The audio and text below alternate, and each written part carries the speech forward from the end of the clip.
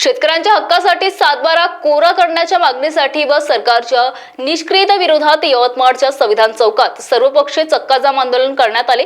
आंदोलनाचे प्रमुख सूत्र खरे राजा शेतकरी सरकारनेच पावसाळी अधिवेशनात शेतकऱ्यांसाठी कोणतीही ठोस योजना न राबवता त्यांना वंचित ठेवल्याचा आरोप करत आंदोलकांनी सरकार विरोधात तीव्र घोषणाबाजी केली। कृषी मंत्री धनंजय कोकाटे यांचा निषेध करण्यासाठी बसस्थानकात आंदोलकांनी पत्ताचा खेळ खेळून अनोखा विरोध नोंदवला। या आंदोलनात प्रमुख पक्षाचे जिल्हा अध्यक्ष व कार्यकर्ते मोठ्या संख्येने सहभागी झाले।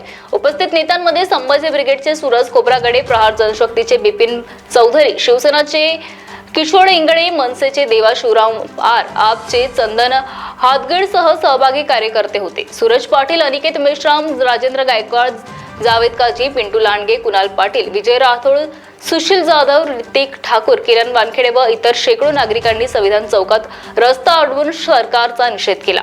आंदोलकांनी स्पष्ट इशारा दिला की येणाऱ्या स्थानिक स्वराज्य संस्था निवडणुकीत शेतकरी आपल्या मतातून सरकारला जागा दाखवणार।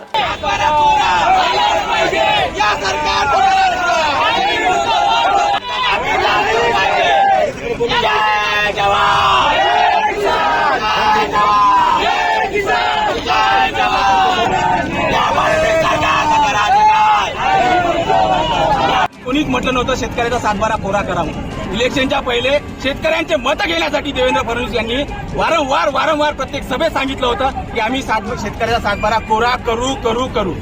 आता त्यांना या गोष्टीचा विसर का पडला? हे सरकार फक्त उद्योगपतीचं सरकार राहिलेलं आहे का? गरीब कष्टकरी शेतकरी मजुराचं हे सरकार नाही आहे का?